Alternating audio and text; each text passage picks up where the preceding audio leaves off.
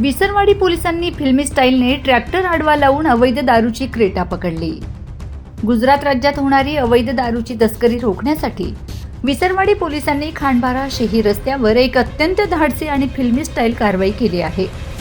पोलिसांनी रस्त्यात ट्रॅक्टर आडवा लावून नाकाबंदी करत तस्करीच्या उद्देशाने जाणारी पांढऱ्या रंगाची ह्युंदाई क्रेटा कार पकडली। पोलिसांच्या या आक्रमक पावित्र्यामुळे सीमावर्ती भागातील दारू माफियांचे धाबे दणाणले आहेत। मिळालेल्या गोपनीय माहितीनुसार खांडबारा मार्गे एक पांढऱ्या रंगाची क्रेटा कार मोठ्या प्रमाणावर अवैध दारूचा साठा घेऊन गुजरातच्या दिशेने जात होती।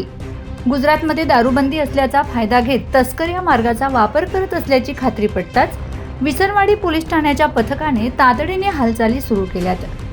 तस्कर सहसा पोलिसांची नाकाबंदी पाहून गाडी वेगाने पळवून नेण्यात किंवा बॅरिकेड्स तोडण्यात सराईत असतात।